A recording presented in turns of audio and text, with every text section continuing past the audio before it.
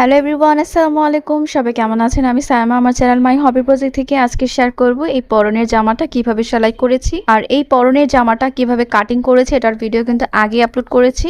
আমার পরনের জামাটার নাম হচ্ছে কালামকারী। তো কালামকারীর গজ কাপড় দিয়ে বা কালামকারীর 3 পিস দিয়ে কিভাবে সুন্দর একটা গোল জামা বানানো যায় সেটার ভিডিও শেয়ার করব আজকে। প্রথমে আমি কলিগুলো সেলাই করে নিব, যেহেতু আমি এটা 6 কলির জামা বানাবো। তো 6 কলি কেটে নিয়েছি, এখন 6 কলিকে জোড়া দিচ্ছি।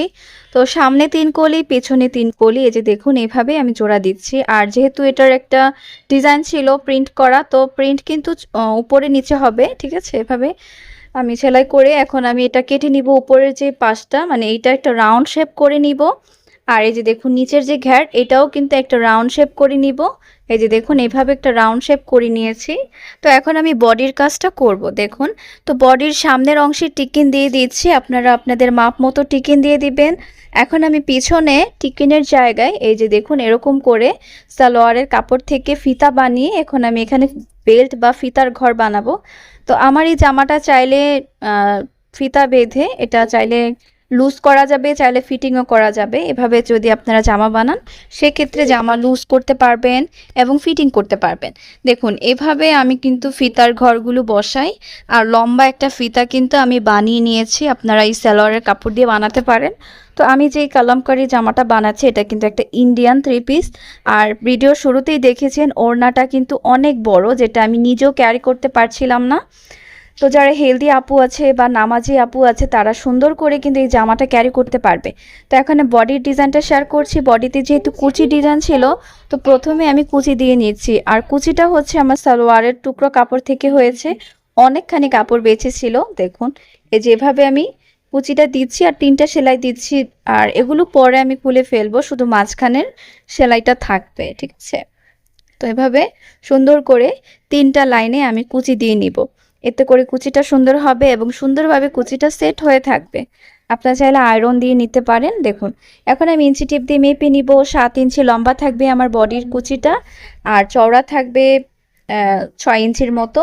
আর যেটা আমার গলার মধ্যে থাকবে সেটা অনেকটাই কম থাকবে, বলা যায় 4 ইঞ্চির মতো বা 3.5 ইঞ্চির মতো থাকবে।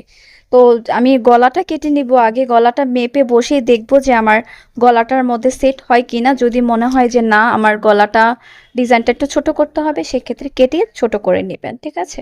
দেখুন পিছনে গলাটা এভাবে কেটে নিয়েছি। তো পিছনে গলাটা আমি সেট করে দেখিয়ে দিচ্ছি কিভাবে আমি গলাগুলো সেট করি।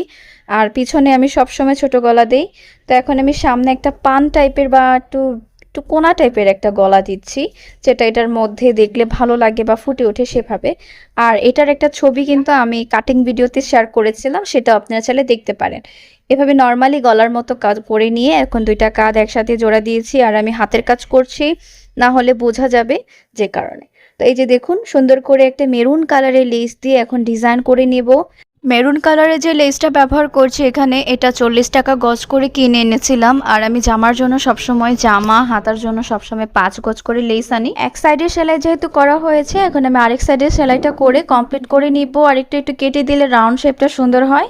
আর এই জামার সালোয়ারটা কিন্তু প্লাজো বানিয়েছি। প্লাজোটা আপনারা সবাই জানেন, কাটিং ভিডিও এবং সেলাই ভিডিও শেয়ার করেছি। তো সেটা আমি অফ ক্যামেরায় সেলাই করে নিয়েছিলাম। তো আমি বডির সাইড থেকে সেলাই করেছি। প্রথমে কিন্তু বডিটা এবং 6 সেটটা জোড়া দিয়ে পরে বডির সাইড থেকে উপর থেকে নিচ পর্যন্ত সেলাই করে এখন নিচের পার্টটা মানে নিচের যে ঘেরের অংশ সেটা সেলাই করে এখন আমি যেই একটা পট্টি ছিল বা লেস ছিল কাপড়ের সাথে সেটা এখন বসিয়ে দিচ্ছি। তো এইভাবে বসানোর পরে দেখুন কত সুন্দর হয়েছে ড্রেসটা, যেটা আমি সুন্দর করে কিন্তু ভিডিও শুরুতেই শেয়ার করেছিলাম। তো সবাই ভালো থাকবেন, আল্লাহ হাফেজ।